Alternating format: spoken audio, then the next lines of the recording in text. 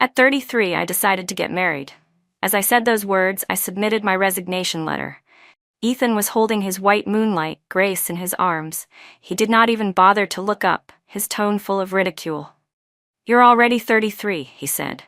"If you wait another 2 years to have a child, you'll be considered an elderly pregnant woman. No one would want you anyway." After that, I sent him a wedding invitation, on the 8th of next month, at the Kim Vien Hotel. We sincerely hope that President Ethan will attend. Ethan's white moonlight, Grace, had returned to the country. I had heard about it before, but I never expected her to appear in Ethan's office as a company representative. What surprised me even more was that Ethan called me in and told me, as the CEO's assistant, to take direct responsibility for both her work and her personal life. "Grace has just returned," he said, "and there's no one reliable by her side. You'll take care of her for a while. Once I find a suitable assistant, you'll be replaced." Ethan spoke in a calm, indifferent tone, his face completely expressionless, as if this were merely a work matter. I took a deep breath. The professionalism I had cultivated over so many years would not allow my personal emotions to interfere with my work. "I'm sorry," I said.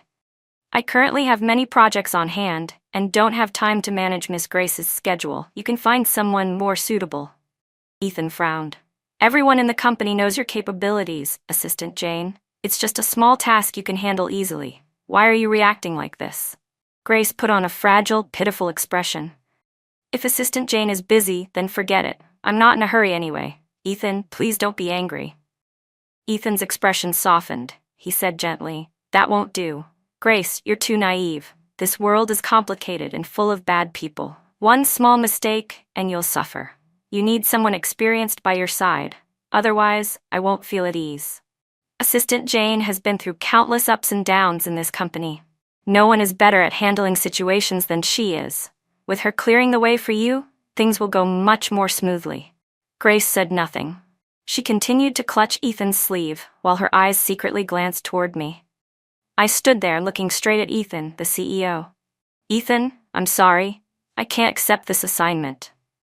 Ethan flew into a rage. "Jane, know your place. I'm your boss. If I tell you to do it, you do it." My gaze swept past Grace. A trace of smug satisfaction appeared in her eyes, just like 20 years ago when she wore a pink princess dress and stood opposite me, with a pool of dark red blood between us. I calmly removed my employee badge. "I resign." When I pushed the door open and walked out, the sound of a glass cup shattering rang out behind me, followed by Ethan's furious shout. "Jane, if you walk out that door today, don't ever come back."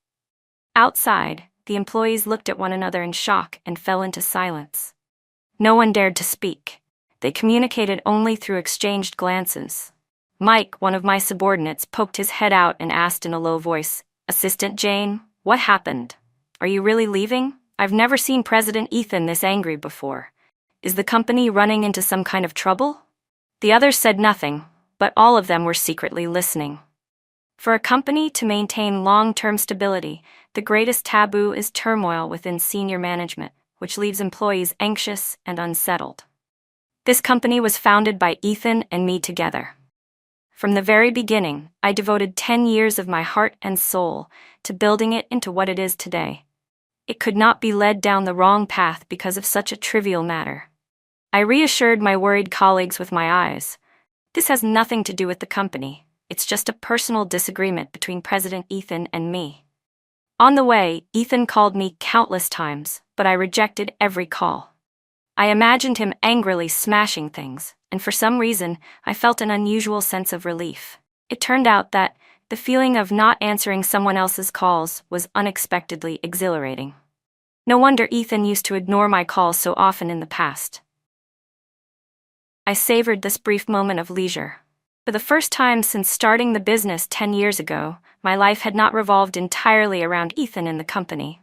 This afternoon was almost the first time I truly had time that belonged solely to me. There were no non-stop phone calls, no urgent trips, no need to humble myself and beg anyone, no forced composure while exchanging pleasantries at banquets, and no need to drink glass after glass of alcohol. For the first time, I felt this free and at ease. I leisurely ate a bowl of hot noodle soup on the street, then wandered through the night market. By the time I got home, it was already past 10 o'clock. Ethan was sitting on the sofa facing the front door, his expression far from pleasant. "Where did you go, coming back this late?" I said nothing, and walked straight into the bedroom. Ethan grew angry, strode over, grabbed my wrist tightly, and pressed me against the wall. "Are you mute now? I only said a few words and you got upset, and you even dared to walk away in front of so many employees. What kind of assistant dares to be this arrogant?" I did not step back at all. "Ethan, besides being your assistant, I am also your fiancée." Ethan's expression shifted slightly, as if someone had caught him off guard, and his tone carried a trace of unease. "I didn't do anything wrong. I just wanted you to arrange Grace's work. She's too naive. Without someone guiding her, she won't be able to handle things." I truly wanted to laugh. 10 years ago, after Ethan's mother passed away, all the family assets were seized by his half-brother from his father's side. I stayed by his side. With nothing to our names, we started from scratch in the scorching summer heat, riding rented bicycles to promote ourselves and attract clients. Back then, we had just graduated from college and had no social experience at all. We relied only on sincerity and perseverance to move others. Being ignored by clients, stood up, deliberately embarrassed, or forced to drink was commonplace. Sometimes right at the drinking table, I even had to face wandering, inappropriate hands. But the humiliation and tears, I could only swallow them myself. The tact and social skills I possess now were honed bit by bit at banquets full of men. Back then, no one paved the road for me. I, Jane, at 23, could walk on my own. So why couldn't Grace at 33? Ethan did not think and replied immediately. "How can the two of you be the same? You've been used to hardship since you were young, but Grace grew up spoiled and protected. She's never experienced those things. If you have the ability to help her, what's wrong with that?" My heart suddenly turned cold. After a brief pause, I asked, "Then why did you choose her as the company's representative when you clearly know about the conflicts between her and me?" Ethan looked at me the way one looks at a child throwing a tantrum. "You're being unreasonable," he said, rubbing his temples lightly. "Jane, what happened to your father was just an accident. I regret it too. But at that time, Grace was only 13 years old. She was still just a child." I said decisively, "You can choose anyone as the company's representative, but it absolutely cannot be her." Ethan clenched his teeth. "Jane, don't push your luck. Even without you, the company will continue to operate as usual." The company had just finalized a cooperation agreement with Kian Group after months of negotiation. The next day, a press conference would be held to announce the partnership. Even though I was angry with Ethan for the sake of the company, I could not be absent from such an important event. I moved effortlessly among the reporters, greeting each of them with a smile. The names and information of every reporter had been organized and sent to me in advance by Mike, and I had memorized everything quickly the moment I received the list before the press conference began. I had people bring water and light snacks to the reporters and cameramen to keep them from getting bored, and at the same time, I gave them small commemorative gifts printed with the company logo. This was a way to show consideration for the media while subtly promoting the company. In the era of mass media, the group a company should least afford to offend is reporters, who hold the power of public opinion. Ethan had always shown disdain for the things I arranged. He said my way of working was misguided and nothing but wasted effort. He would go on, insisting that the best way to strengthen a company was to improve its core capabilities, that a good fragrance does not fear a deep alley. Every time this happened, I would simply lower my head and listen without arguing. Ethan was never someone who listened to advice, but that was fine. The things he did not see, I would take care of myself. The press conference proceeded very smoothly. As it was nearing the end, Ethan suddenly stopped the reporters who were preparing to leave the room. "Taking advantage of today's occasion, I'd also like to announce some good news to everyone," he said. "The representative of Prosperity Group for the next 3 years will be the young female dancer, Grace." I had been turning my head to greet others and exchange business cards. When I heard this, I froze in shock and looked up at the stage. I did not know when Grace had gone up there. Their eyes met, brimming with affection. Below the stage, camera flashes went off continuously, and the sound of shutters filled the air. Grace was wearing a finely tailored black formal dress, her soft figure standing close beside Ethan. Around her neck was a pigeon blood ruby necklace, its deep red color making her porcelain white skin stand out even more. My gaze stiffened. That necklace was the engagement token Ethan's mother had given me years ago. That night, Ethan did not come home. The next morning, photos of Grace linking arms with Ethan, smiling sweetly on stage, spread across social media. I did not know where it started, but the news became so popular that it shot to the top of Weibo's trending searches. I opened the related keywords, and they were filled with praise for the talented man and beautiful woman. The CEO of Prosperity Group is really like a domineering CEO straight out of fiction. Young, handsome, and elegant in real life. Every feature is so perfect, it's unbelievable. Isn't Grace the dancer who won an international award last year? She's so beautiful, with incredible poise. She really looks like a perfect match standing next to President Ethan. Did anyone notice the necklace Grace is wearing? It looks familiar. I feel like I've seen it somewhere before. Someone posted an internal photo from a charity gala. In the picture, Ethan's mother was wearing that very pigeon blood ruby necklace, smiling brightly at the camera. It was taken a year before her accident. The case has already been cleared up. Just saw it on another forum. Grace and President Ethan of Prosperity Group have been a couple since college. Later, Grace pursued her dance dreams and went abroad, while President Ethan quietly started his business back in their hometown, waiting for her to return. 10 years have passed, and now the two have reunited and rekindled their old romance. My God, this is truly a fairy tale love story. There's no smoke without fire. Ethan had always appeared only on business news pages, yet now rumors about him were suddenly everywhere. It was obvious who was behind these rumors. There was no need to guess. But rumors like these brought no benefit to the company at all. I tried calling Ethan once again, but still, no one answered. Just as I was about to hang up, the call suddenly connected. From the other end came Grace's sweet voice. "Assistant Jane, I'm really sorry. Ethan just went to take a shower. Is something the matter? I'll tell him to call you back later." I was silent for a moment before saying, "Tell him to take down the rumors online. They're having a negative impact on the company." Grace laughed lightly, her voice clear and bright. "Jane, don't use the company as an excuse. Aren't you just afraid that Ethan and I getting back together will push you out of your current position? Let me tell you, don't indulge in wishful thinking. The person standing beside Ethan can only be me. You're nothing more than someone living off scraps. If it weren't for your luck in being taken in by the Ethan family, in this lifetime you wouldn't even have had the chance to polish his shoes. Frankly speaking, you should be thanking me. If it weren't for me, how would you have ever been taken in by the Ethan family?" I tightened my grip on the phone. "Thank you? Thank you for what? For being ungrateful and causing my father's death?" A soft click sounded, and Ethan's slightly hazy voice came from the other end of the line. "Grace, I'm done showering. You go take a bath now." "Who was calling?" Grace replied gently, "No one important, just a spam call." "Come here," Ethan said. "I'll dry your hair for you. If you leave it wet like this, you'll get headaches when you're older." His voice was intimate, tinged with ambiguity. "When that time comes, won't you still have me by your side?" I hung up immediately.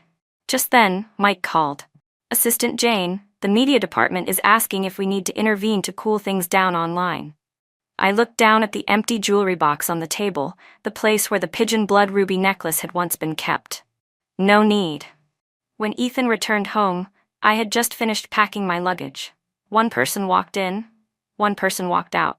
We ran into each other in the narrow entryway. Ethan looked slightly surprised. "Where are you going?" I replied calmly. "Please move aside. The landlord is waiting for me to sign the contract." He frowned, his expression displeased. "What are you trying to pull this time? Do you think doing this will make me give in?" "No matter what trouble you stir up, Grace has already been officially introduced to the media as the company's representative. You can't change that." I shook my head. "It doesn't matter anymore. Whoever you choose in the future is your business. I won't interfere." Ethan's face changed abruptly. "What do you mean by that?" I answered seriously. "President Ethan, I will formally submit my resignation letter in a few days. I've already packed my things. Everything I shouldn't take, I've left behind. You can go into the room and check. From now on, we have nothing to do with each other." His face darkened. "You're using your resignation to threaten me?" "Jane, you've always been the reasonable one. I really don't understand why you're so hostile toward Grace. It's just a representative position. Why can't you accept it?" I corrected him. "This isn't a threat, it's a notice. I can't be the saint you expect me to be. Between Grace and me stands my father's death. I can't coexist with her. Your choice is not something I have the right to interfere with. Fortunately, I can choose to leave on my own, so I don't have to see her again." I pulled my suitcase forward, but Ethan grabbed me, grinding his teeth. "Even if you resign, you still have to stay here. Have you forgotten? You promised my mother you would take care of me." I laughed bitterly. "Ethan, even Joe Batong wouldn't squeeze someone dry like this, let alone someone as capable as you. Yes, your mother raised me for 10 years, but I also gave you 10 years in return. Sprat, I'm 33 this year. The most beautiful years of a woman's life have been consumed by endless races forward. If you have even a shred of conscience left, don't use kindness and obligation to bind me anymore. Let me go." I pushed him away and walked toward the door, but Ethan exploded in anger and shouted, "Then what about the engagement? Don't forget, we still have an engagement." The engagement between Ethan and me had been made right beside his mother's hospital bed. In the presence of my maternal relatives, his mother personally placed the pigeon blood ruby necklace, passed down through generations of the Ethan family, into my hands. From that day on, I became Ethan's secret fiancée. Yet for the past 10 years, Ethan had never once mentioned fulfilling the engagement. Whenever his uncle brought it up, he would always deftly evade the topic. Now that Grace had just returned, he could no longer restrain himself and wanted to openly declare his passionate love before the entire world. There was a time when I was willing to gamble my love and my entire life on gratitude and obligation. But now that the dealer had broken the rules, there was no longer any reason for me to continue wasting my youth on a hand I was certain to lose. I stopped walking. Ethan, the one who forgot about the engagement, was never me. Ethan's face turned pale with anger. "Jane, do you really want to leave? Let me tell you, you will regret this. You're not young anymore. Other than me, no one will want a 33-year-old woman." The person I was most familiar with always knew exactly where to strike to hurt the most. I stayed silent for a moment. Ethan's tone suddenly softened. "Jane, don't be angry anymore. I'll marry you. As for Grace, once her contract expires, I'll transfer her elsewhere. I won't let her appear in front of you again, okay?" He stepped forward and pulled me into his arms. The faint scent of body wash rushed into my nose, making me feel nauseous.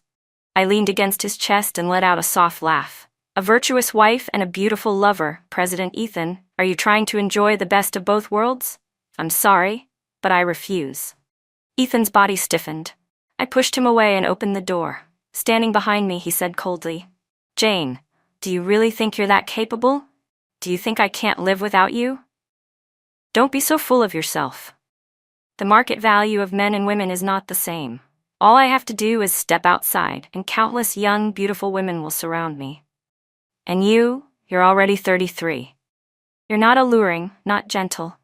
In 2 more years, even giving birth would put you in the category of an elderly mother. No one will like you. You've always been smart. I advise you to see reality clearly. Whether you believe it or not, I am the best option you'll ever find. Jane, I've already lowered my pride for this relationship. Don't be ungrateful. If you walk out that door today, I will no longer acknowledge this engagement." I pulled my suitcase and walked out without looking back. Ethan shouted angrily, "If you leave, don't ever come back. I'll wait for the day you regret this." I submitted my resignation to the company and began setting up my own business. Men may betray you, but the sweat and effort you have poured in never will. 10 years of struggle and countless wounds had all turned into precious experience. I used all my savings to recruit talent and quickly built a studio. However, to expand at scale, I needed a large amount of capital. Mr. Lewis, the CEO of Seastone Group, who had tried many times to lure me away from Prosperity Group, but had always been politely turned down, learned that I was starting my own business, and personally invited me to attend a banquet filled with investors. He patted his protruding belly and laughed like a jolly Buddha. Prosperity Group failing to keep you, Miss Jane, is their loss. Someone as talented as you is bound to rise rapidly sooner or later. I'm just offering a little help along the way. When I entered the banquet hall, I realized that Sean Stone was also there, which surprised me slightly. Sean Stone was a 3-time Best Actor winner in the entertainment industry and had once served as a spokesperson for our company. His acting skills were outstanding, and he was deeply loved by audiences, yet he lived a very low-key life and rarely involved himself in matters outside of acting. Back then, his endorsement contract with the company had only been secured after I spent a long time negotiating persistently. His cooperation greatly boosted Prosperity Group's reputation. Yet now Ethan had let go of it so easily. I could not help but sigh. I did not understand what the organizer had been thinking by seating me right next to Sean Stone. Even though he held a very high status in the entertainment industry, when our eyes met, he smiled lightly. His eyes were bright. Miss Jane, it's been a long time. In Chinese business culture, most deals are discussed at the banquet table. Because I had something to ask for, I kept raising my glass to toast others. Alcohol tolerance is something that is honed little by little. When Ethan's mother was still alive, he and I were like people sheltered under the shade of an old tree. Following behind her, everyone we met was understanding and accommodating. After she passed away unexpectedly and the family assets were seized, the people around us immediately changed their faces. They placed 10 glasses of liquor in front of Ethan, their attitudes arrogant. Isn't Ethan always so conceited, looking down on the rest of us? Today, drink all these glasses to apologize, and all past grudges will be wiped clean. Ethan's face turned pale, yet he still kept his back straight, like a slender bamboo stalk standing too rigidly upright, as if it could be snapped by a gust of wind at any moment. I stepped forward in front of him, took the glasses and drank them one by one. The strong liquor flowed down my throat, burning my stomach with searing pain. I swallowed my tears and forced a smile. Mr. Chu, we were young and ignorant back then and didn't understand how things worked. I hope you'll be magnanimous and not hold it against us. I'm no longer a little girl who cries because of strong liquor. 10 glasses were still not enough to get through the first round of greetings. When I returned to my seat and barely managed to take a few bites, someone else came over to propose another toast. Among them, one man took advantage of the moment to lean in closer. His hand brushed against my waist, deliberately or otherwise. I clenched my teeth silently and endured it.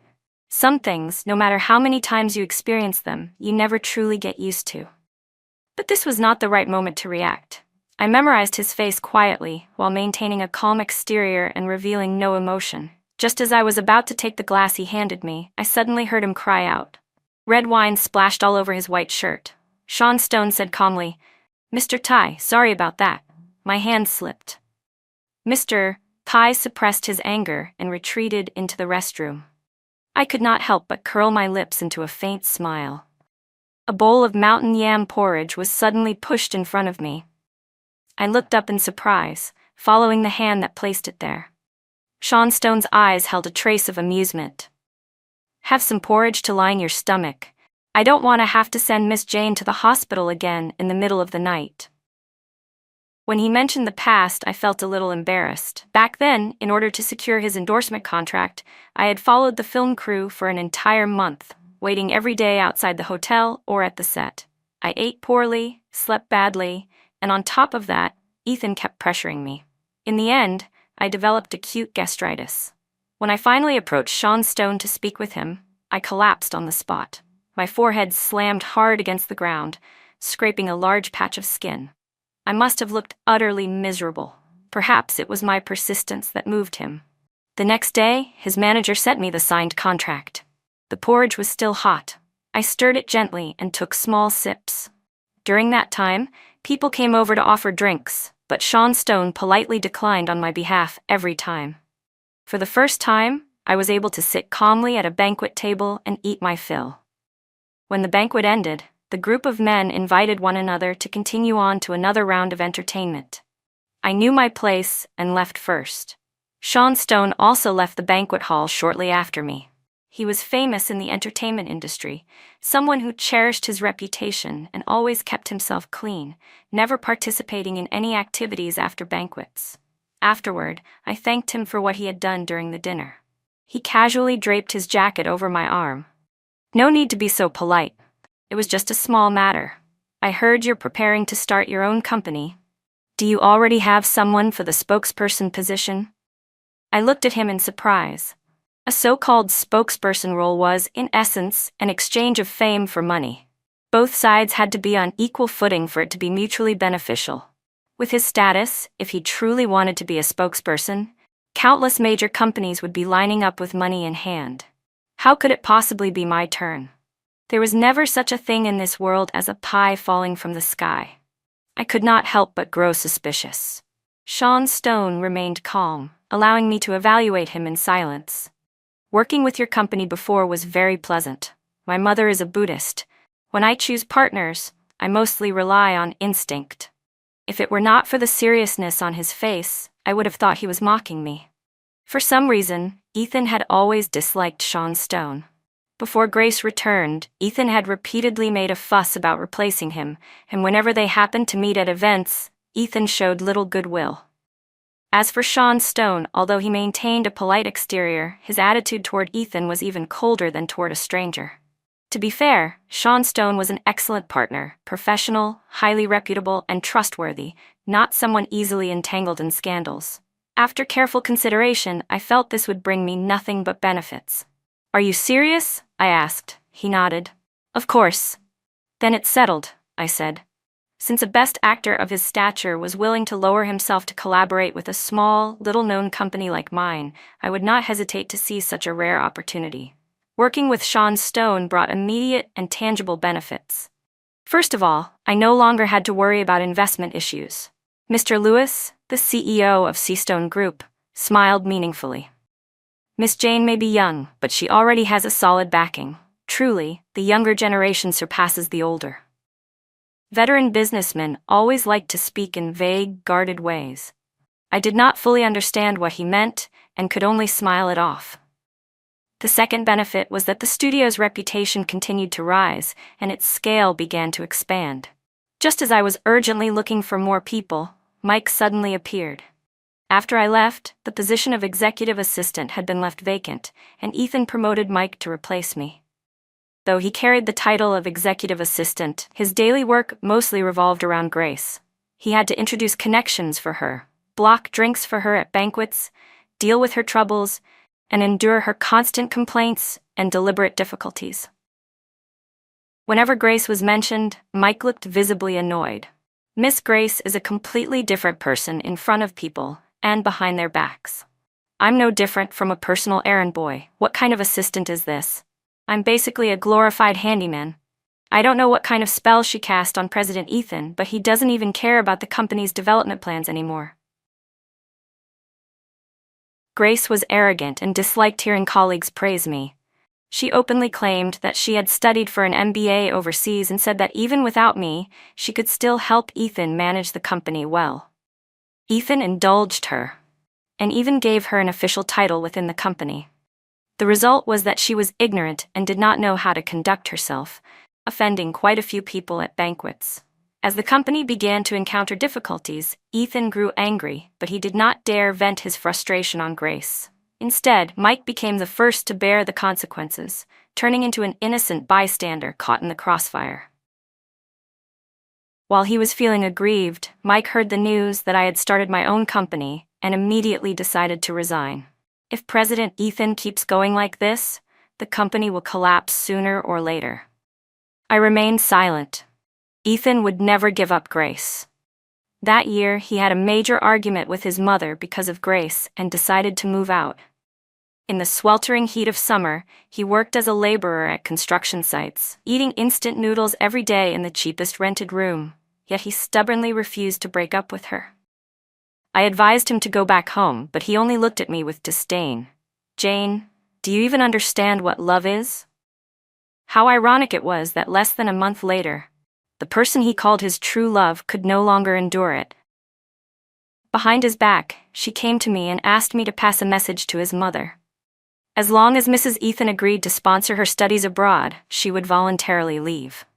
I do not know what Grace ultimately said to Ethan, but he sent her off with great reluctance and then returned home. From that moment on, however, the way he looked at me always carried a trace of resentment and hostility. In Ethan's world, perhaps nothing mattered more than Grace, neither family nor company. The next time I saw Ethan was at a banquet for young entrepreneurs. Grace stood beside him, wearing a perfectly fitted evening gown, her hair elegantly swept up. She looked no different from the wife of a true CEO. The only thing missing was the red jade necklace. Ethan looked at me, his gaze deep and silent, without saying a word. A flicker of wariness crossed Grace's face as she suddenly linked her arm through his. "Miss Jane." "No, Jane," she said. "What are you doing here? Haven't you already submitted your resignation? What does this have to do with Prosperity Group anymore? Why are you here? I heard you opened a small company. Did business not go well, so you want to come back to Prosperity Group? Let me tell you, there's no chance of that. I'm the executive assistant now." Ethan's expression shifted slightly. "Jane, I haven't approved your resignation yet. If you come back, I'll let everything go." Grace stared at him in disbelief. "Ethan, what are you talking about?" Ethan did not look at her, his eyes fixed only on me. "Come back. Everything we agreed on still stands." Grace looked back and forth between Ethan and me, not understanding what we were talking about, but her instincts told her something was wrong. She narrowed her eyes, then reached for a small dessert spoon and tapped it against her champagne glass. The clear sound instantly drew everyone's attention. Grace took out a diamond ring from her bag and smiled sweetly. "I'd like to ask everyone here to bear witness. I want to propose to President Ethan of Prosperity Group." As soon as the words left her mouth, Ethan looked utterly stunned. Before he could say anything, Grace had already knelt down on one knee. Laughter and teasing immediately erupted around us. Grace looked up, her eyes shimmering with tears. "Ethan, we've known each other since our freshman year of college. We've gone through so many hardships together over the past 14 years. 10 years ago you proposed to me, but I told you to let me pursue my dreams, and that when I was worthy of you, I would come back. Now I've returned, just as I promised. This time, I'll be the one supporting your dreams." Ethan seemed frozen. He did not look at Grace at all, but turned his vacant gaze toward me. Before I could react, sudden applause rang out from behind me. Sean Stone, who I did not know had appeared beside me, raised the slender champagne flute in his hand, his voice unhurried as he spoke. "The love between President Ethan and Miss Grace is truly admirable. I wish the two of you a lifetime of happiness." As soon as Sean finished speaking, applause erupted around us. Quite a few people stepped forward to offer their congratulations and praise. Before long, I was pushed to the edge of the crowd. Under the cheers, Ethan's face turned pale. He allowed Grace to slip the ring onto his finger, yet his gaze pierced through the crowd and locked onto me, his eyes heavy, as if carrying countless emotions. I accepted a glass of wine from Sean. Through the dim lighting, the deep red liquid made Grace look as though she were draped in a cloak of blood-red light. In my mind, another image surfaced, Grace at 13 years old, her hair in disarray, her face full of panic, pointing at my father as her voice nearly broke. "It was him. That stupid trash collector killed someone. It has nothing to do with me." I calmly raised my glass from afar and made a gesture of congratulations. Ethan's face instantly drained of all color. That night, I was awakened by a phone call. "Jane, come to the Blue Obsidian bar quickly. My brother Ethan is completely wasted."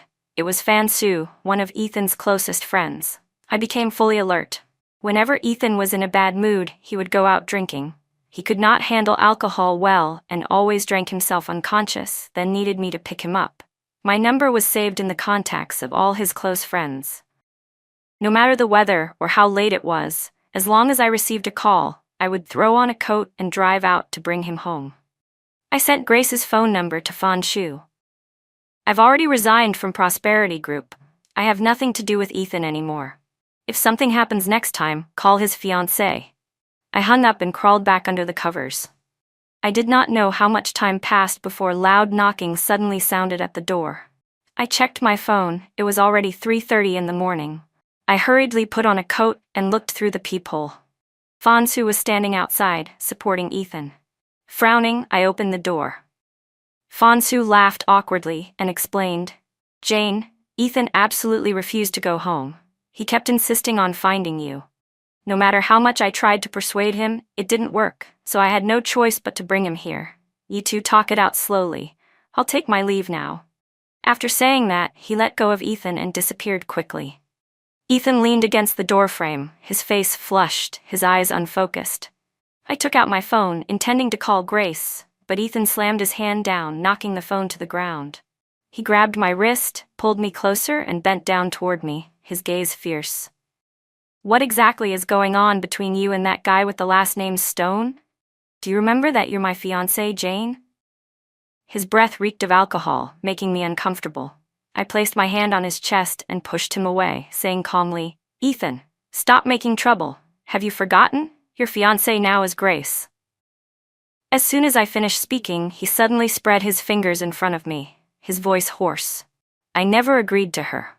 His long, slender fingers were bare. The diamond ring from earlier was nowhere to be seen on his ring finger. I frowned slightly. He rummaged in his pocket, pulled out the blazing red ruby necklace, and thrust it toward me, his voice urgent. "I never gave this necklace to Grace. She took it herself when I wasn't paying attention. Jane, we got engaged beside my mother's hospital bed. I never thought of marrying anyone else. I was just—" His eyes reddened slightly. Yet his hand stubbornly continued to hold the necklace out to me. The night wind carried a chill. I tightened my coat and finished his sentence for him. "You just wanted to play a little longer, didn't you? Just like you said, there are countless young, beautiful women surrounding you. Whether I get married or not, what difference does it make? Because I'll always be here waiting for you. The longer you drag it out, the harder it is for me to leave you." Ethan looked as if he had been struck straight in the heart. He avoided my gaze in embarrassment. I looked up at the pitch-black sky behind him and sighed. "Ethan, you know, your calculations aren't wrong. A woman's youth is truly precious. I'm 33 this year, and in the dating market, people would already label me an undesirable old maid. Leaving you, I might truly never find someone with better conditions. But I don't want to wait anymore. Following someone who refuses to turn back is exhausting.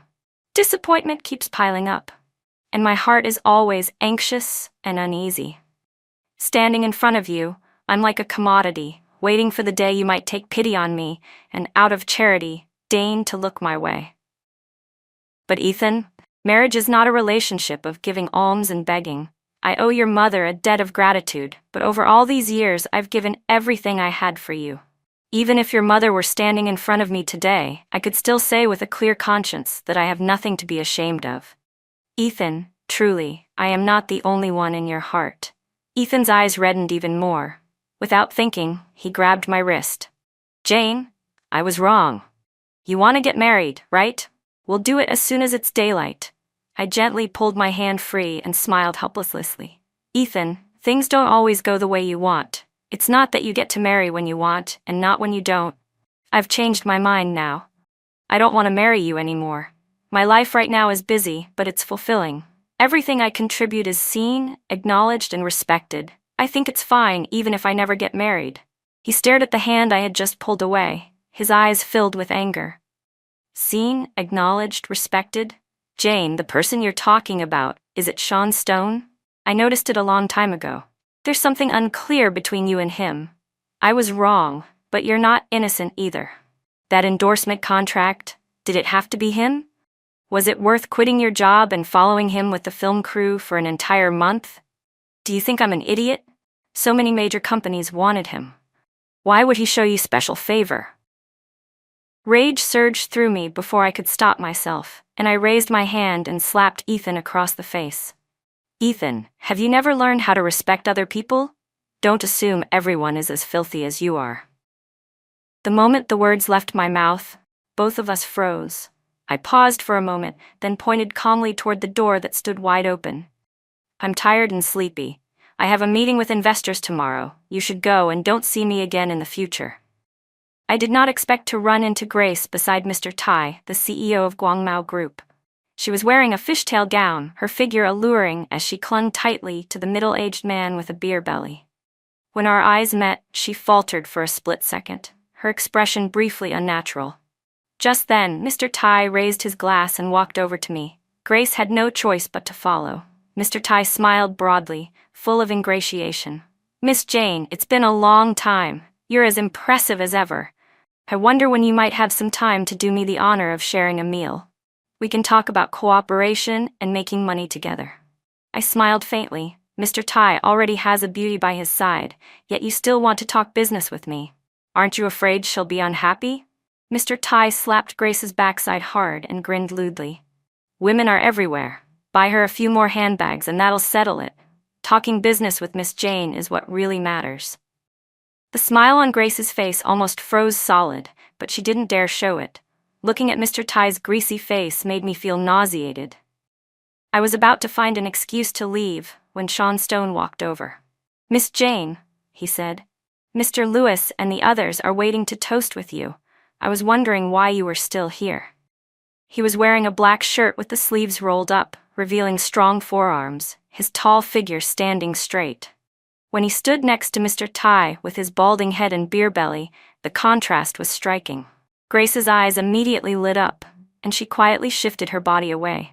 She quietly widened the distance between herself and Mr. Tai, her eyes glistening as she looked at Sean Stone. I saw it all clearly. I smiled faintly, then looped my arm through Sean Stone's arm, apologized briefly to Mr. Tai, and led Sean away. Sean raised his eyebrows in surprise but said nothing. Once we were out of their sight, I was about to pull my arm free, but he gently held it in place. He lifted his hand, curled it into a loose fist, and brought it to his lips. "Smile? It's rare for Miss Jane to take the initiative like this. I almost wish Mr. Tai were here every day." My face flushed instantly. That night, after I got home, the image of Grace clinging so closely to Mr. Tai made me feel uneasy. After thinking it over for a while, I called Mike. Mike was quick-witted and sociable, and even after resigning, he still kept in touch with colleagues at Prosperity Group.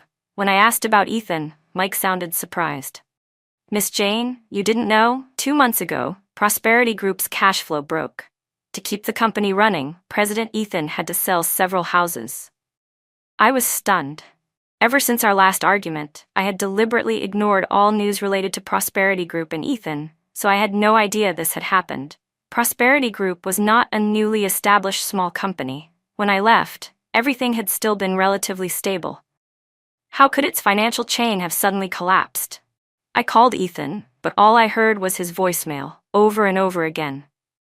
I then called the landline at his house, but no one answered. The sense of unease in my chest kept growing. Ethan had grown up accustomed to comfort and privilege, with a very strong sense of pride. To be driven to the point of selling houses, he must have truly reached a dead end.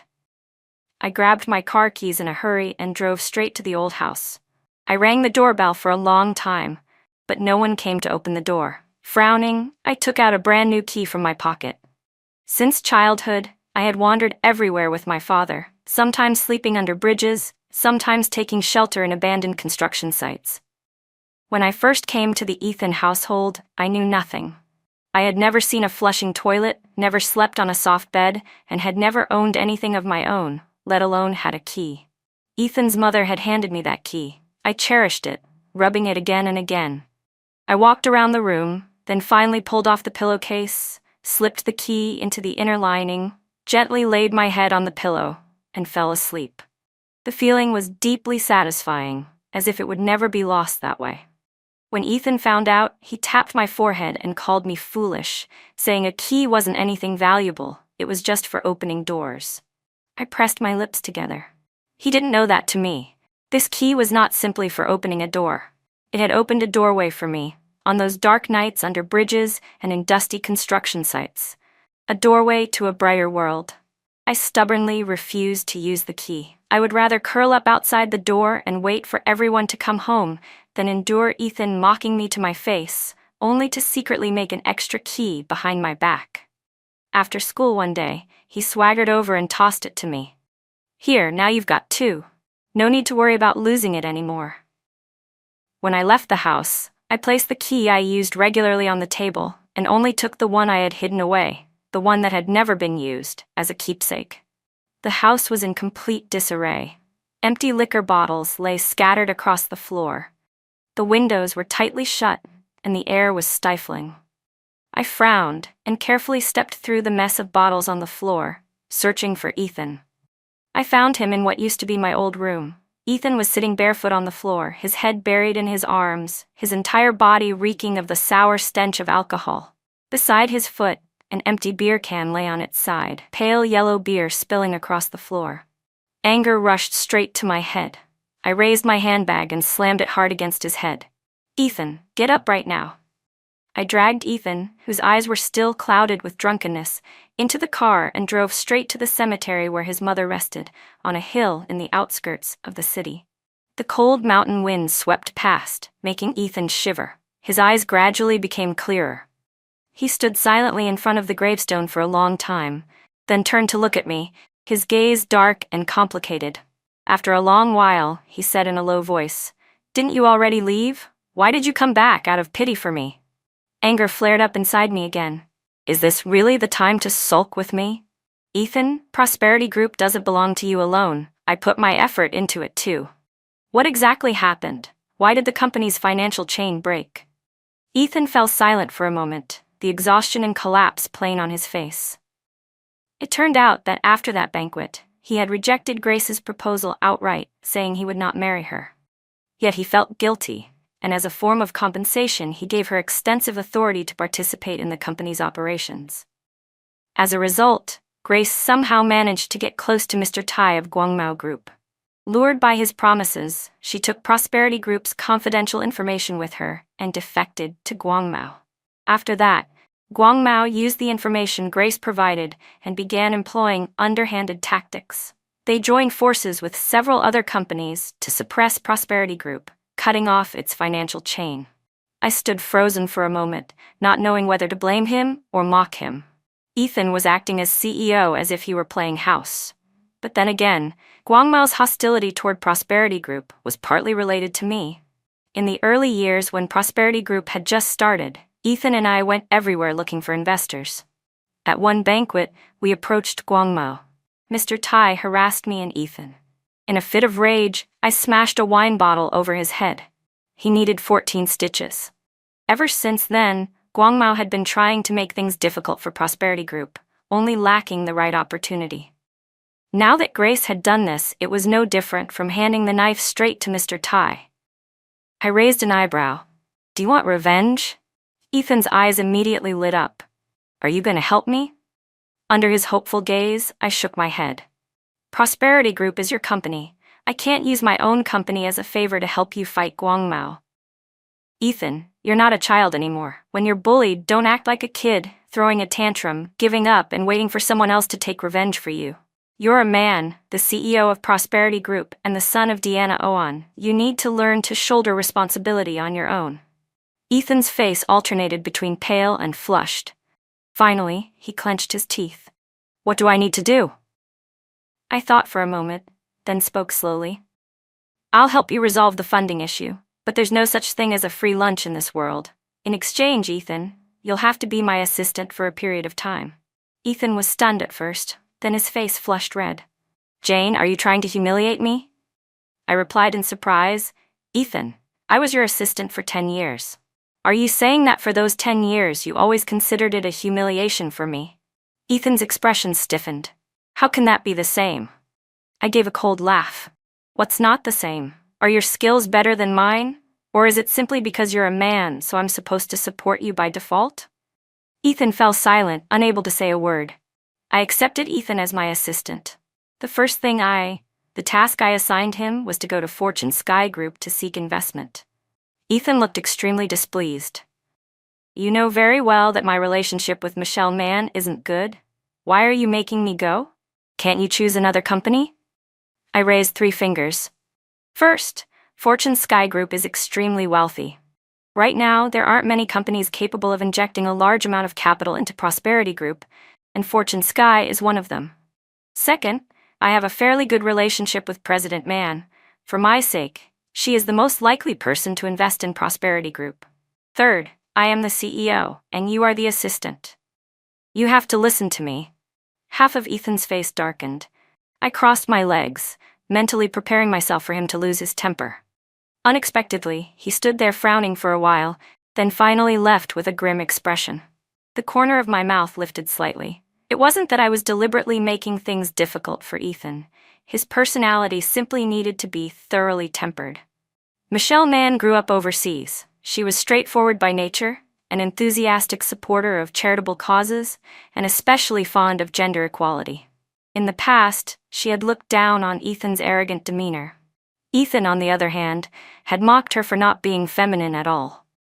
In truth, I had already finalized the investment agreement with Michelle Mann beforehand. Ethan's trip this time was merely a formality, but he had no idea. Even so, Michelle Mann's sharp tongue was not easy to deal with. If Ethan wanted to secure the money, he would have to abandon his deeply ingrained masculine pride in front of this so-called adversary. A few days later, Ethan walked into my office. He cleared his throat lightly to get my attention, then pretended to be calm as he said, "I've secured the investment from Fortune Sky. Prosperity Group is saved." There was a hint of smugness in his eyes, faintly reminiscent of the arrogant young man from years ago, the one who had once tossed a key to me with self-satisfaction. I slowly flipped through the documents and said, "Assistant Ethan, well done. President Mann didn't make things difficult for you, did she?" Ethan seemed to think of something, and his expression twisted slightly for a moment. After a long pause, he said with mild irritation, "Michelle Mann, she's probably not as detestable as I thought."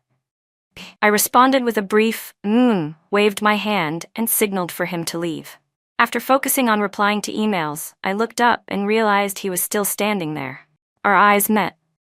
Ethan turned his face away awkwardly. I shook my head and continued working. After a while, I heard him ask softly, "Jane, back then, did you also have to lower yourself and humble yourself like this to beg others?" I looked up at him in surprise. Ethan's gaze was complicated. He pressed his lips together, said nothing more, and quietly left. Ethan gradually became accustomed to the assistant's work. He arrived on time every day, never late, and was even more diligent than when he had been CEO. The arrogance he once had faded considerably. Now, he could confidently introduce himself to others. "Hello, I'm Assistant to CEO Jane." Mike whispered to me privately, "Jane, has President Ethan really changed?" He said that a few days earlier, Ethan had even apologized to him, saying that he hadn't understood things before and had caused him a lot of trouble. I raised my eyebrows in surprise.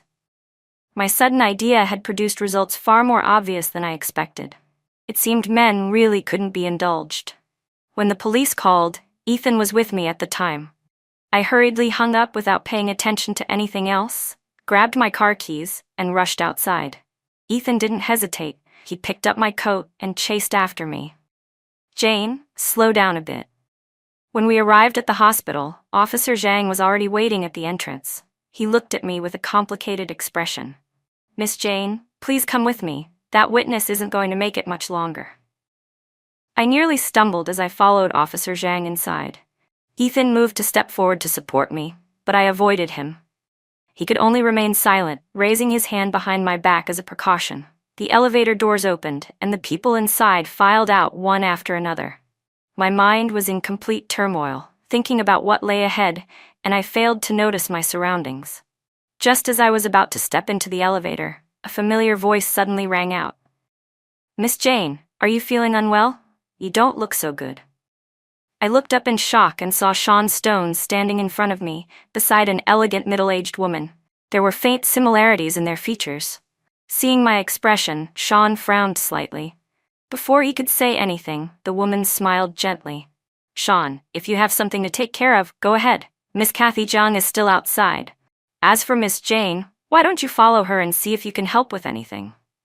Sean nodded lightly and turned to follow me into the elevator. I tried to stay calm and hurriedly said, "If you have things to do, go take care of them. There's no need to follow me. I'm fine. I'm just visiting a patient." Sean smiled softly, the corners of his lips curving upward, just like the woman's smile. "Miss Jane, my mother is a member of this hospital's board of directors. With me here, I might be able to help." You don't need to worry. This has nothing to do with me pursuing you. I thought for a moment and did not refuse. Ethan stood beside me with a dark expression, his brows tightly furrowed. Even though I had prepared myself mentally when I stood before the person I had hated for so many years, I was still shaken. The man lying on the hospital bed was gaunt and haggard, his complexion pale. The man before me now bore no resemblance to the chubby, always smiling owner of the Bowsy shop I remembered. The moment he saw me, tears streamed down his face, running along his gaunt cheeks, bleached white from chemotherapy. "Miss, child, how have you been these past few years? It's all my fault. I'm not a good person. I'm sorry to you and to your father. Now I'm receiving my punishment." He sobbed uncontrollably. Yet I could not tell how much of those tears were for his own fate and how much were genuine remorse. Officer Zhang maintained a professional expression. "David Zhang, the person you asked me to bring is here.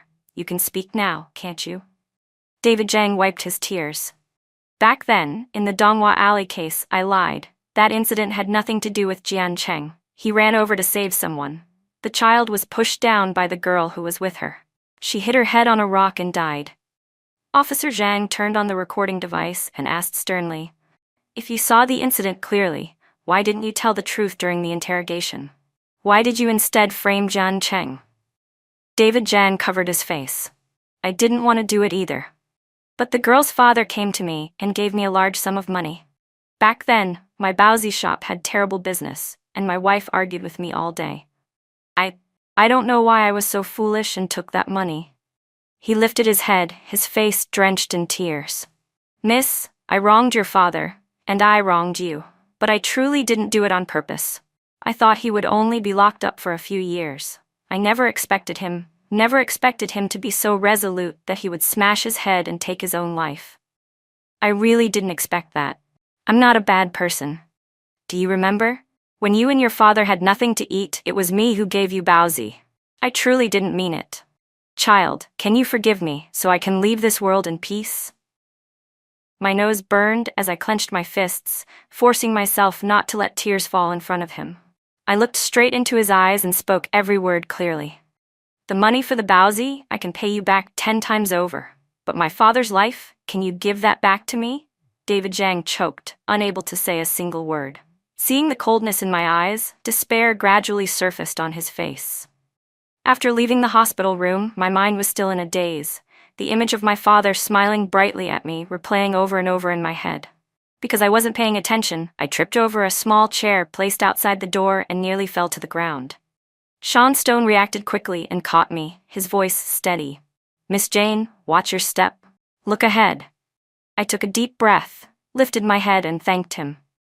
My gaze swept past Ethan. His hand was still suspended in midair, and his face had been deathly pale the entire time.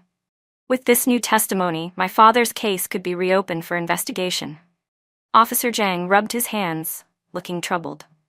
"Miss Jane, the best possible outcome is to restore your father's innocence. As for Grace, she was only 13 at the time. Legally, she was still a minor, and criminal responsibility cannot be pursued." My heart sank. Even though I had anticipated this, hearing it spoken aloud by the police still left me overwhelmed with disappointment. Sean Stone placed a hand on my shoulder and said in a low voice, "Don't lose heart. What the law cannot punish, public opinion and morality still can." After leaving the hospital, my spirits were low.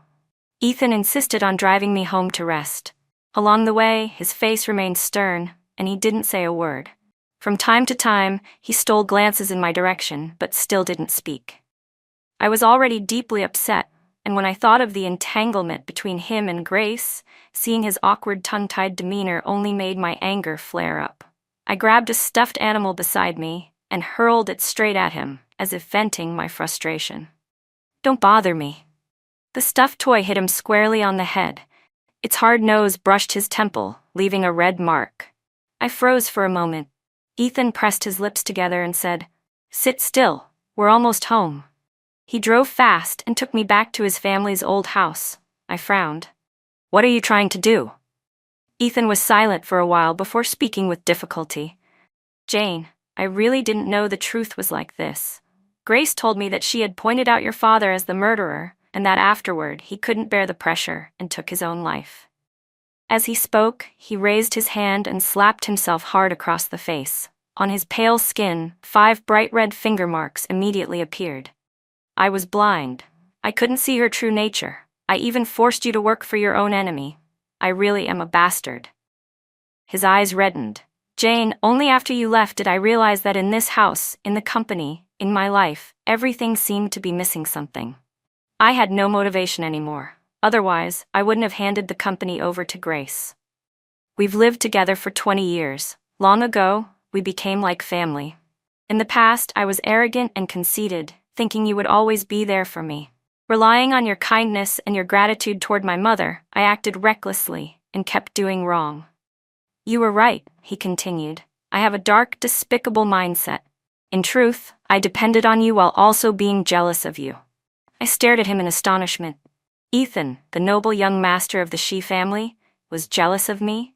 He lowered his gaze, a bitter smile forming on his lips. You don't know, ever since childhood I've been jealous of you. When we were young, I envied you for studying better than me, for so easily earning my mother's praise. When we grew up, I envied you for being more capable at work. Everything you did better than me. The entire company, big and small matters alike, depended on you. When problems arose, the first person employees thought of wasn't me, it was you, Jane. At business dinners, whenever Prosperity Group was mentioned, people would only say it was thanks to Assistant Jane. As for me, the so-called CEO, I was just an empty title. Everyone's attention was always on you. That was why he became infatuated with Grace, because in her eyes, there was only him.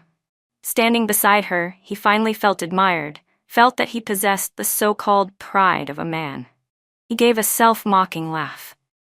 Only now did he realize that even the woman who always claimed that he was the only one in her heart had been lying.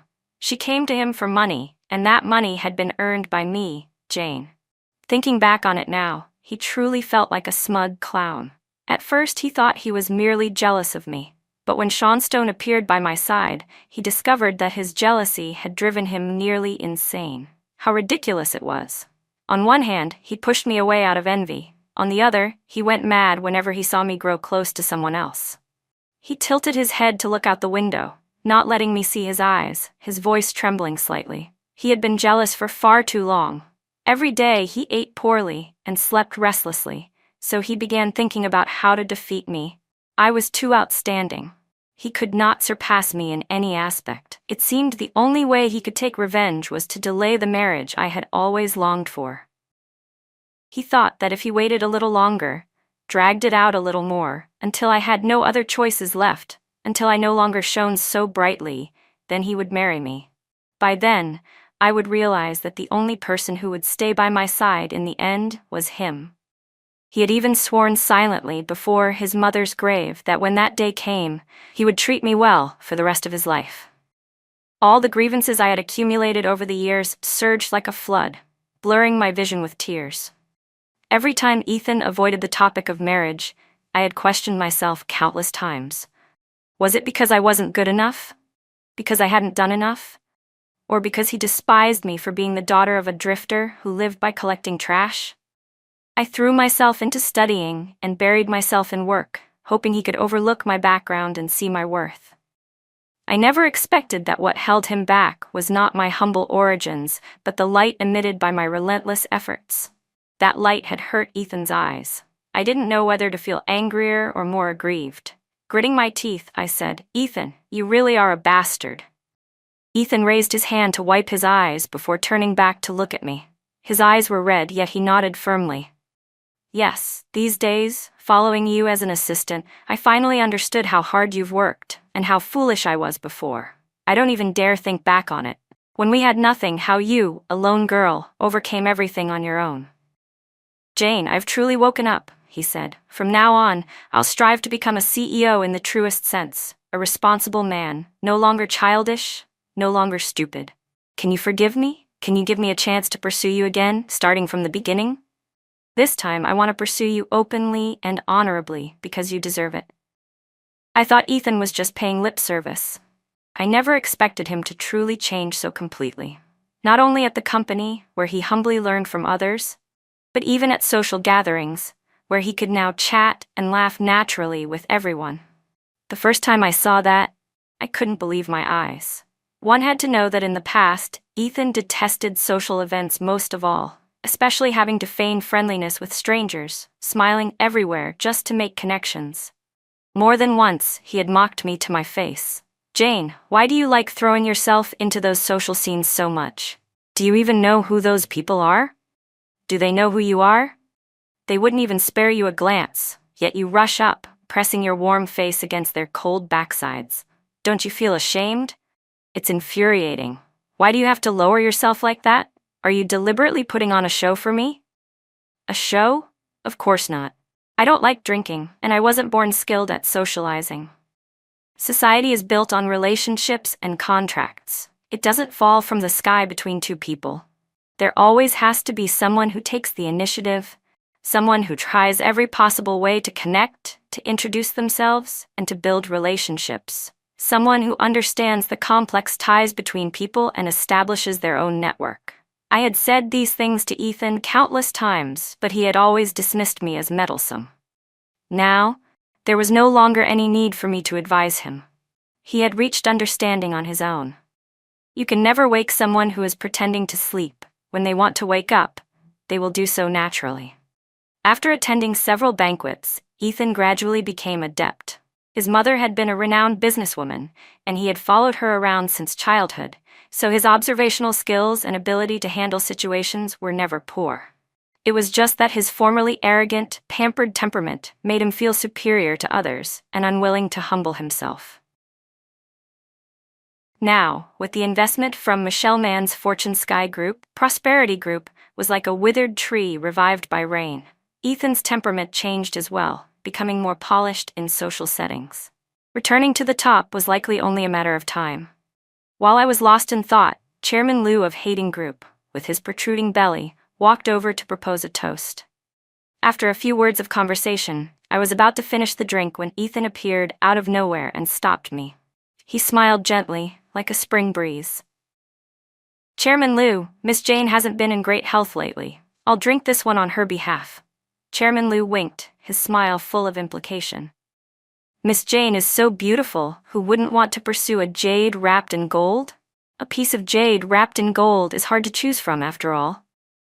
I didn't know whether to laugh or cry.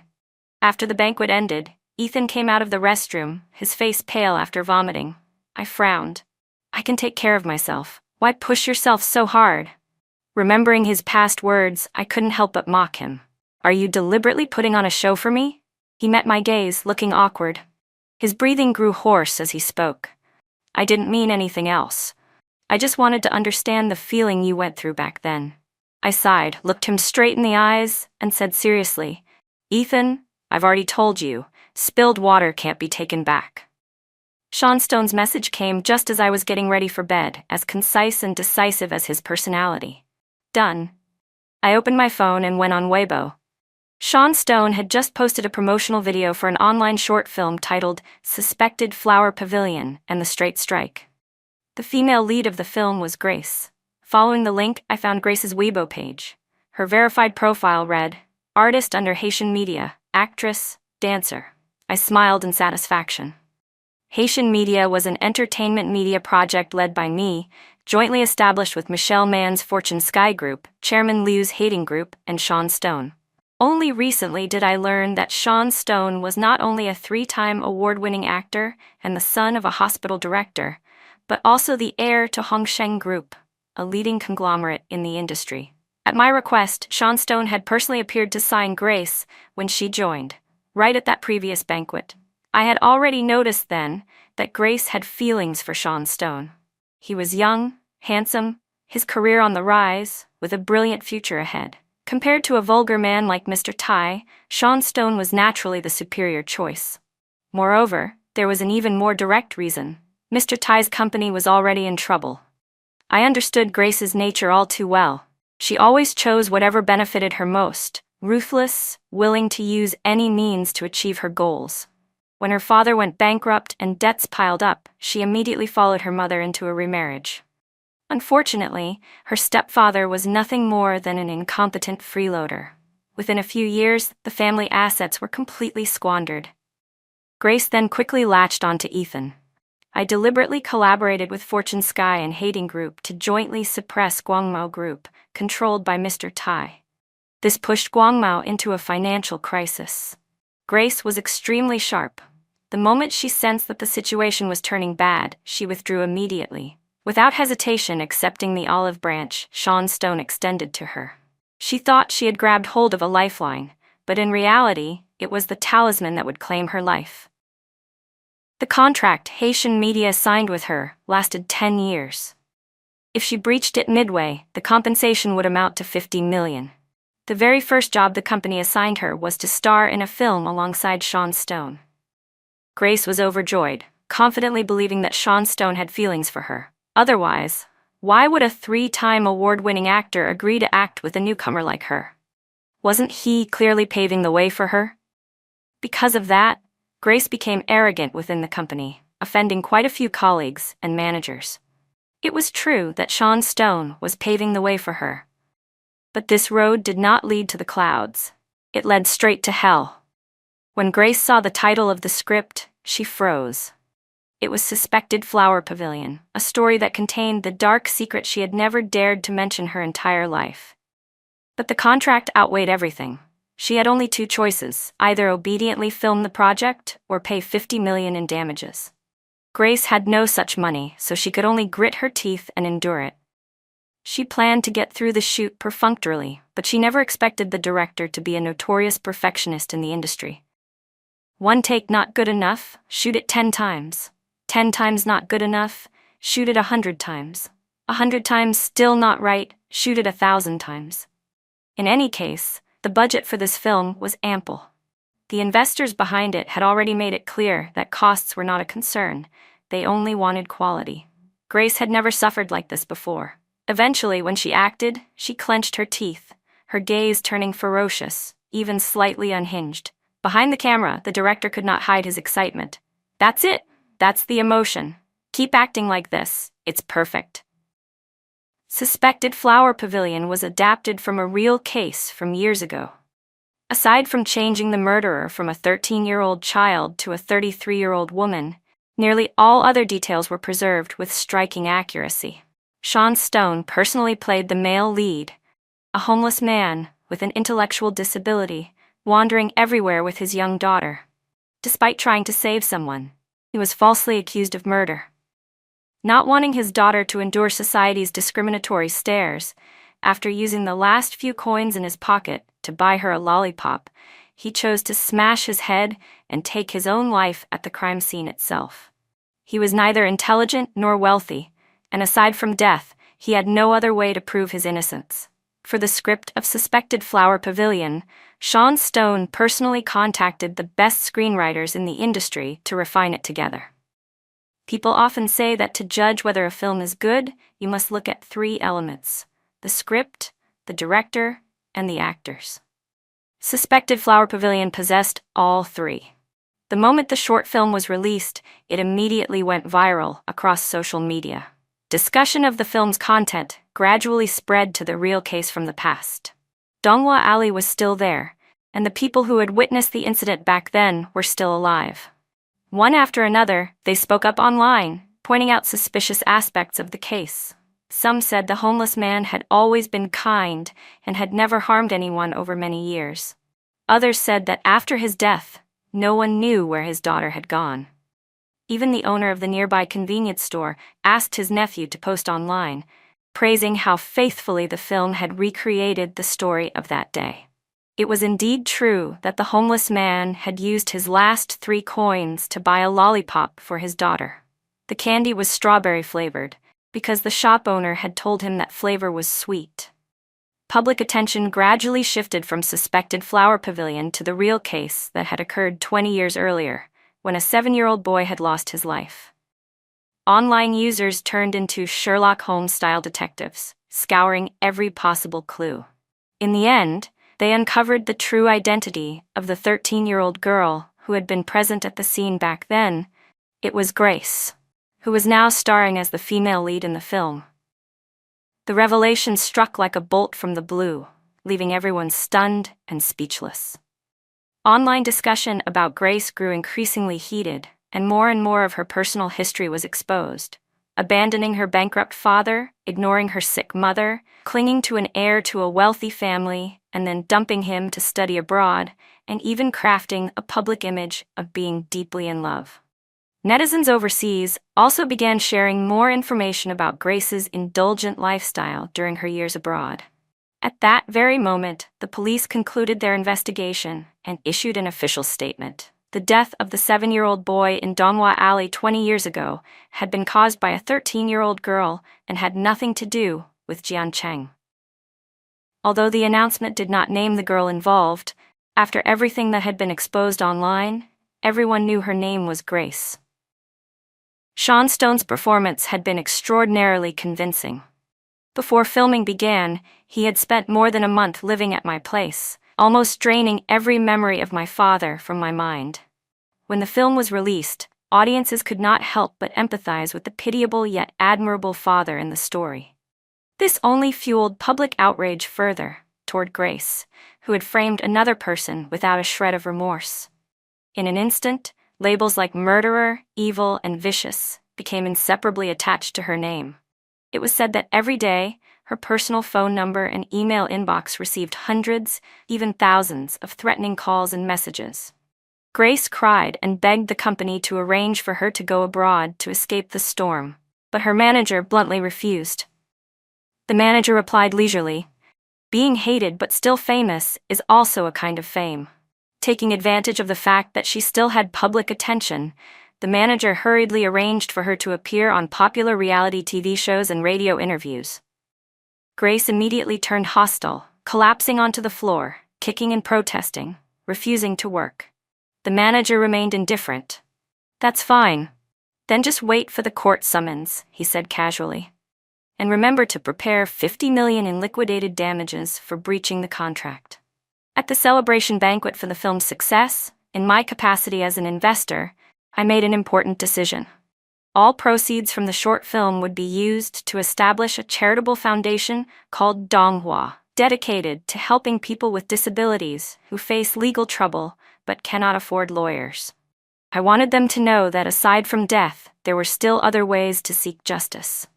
That day, Ethan also appeared at the banquet.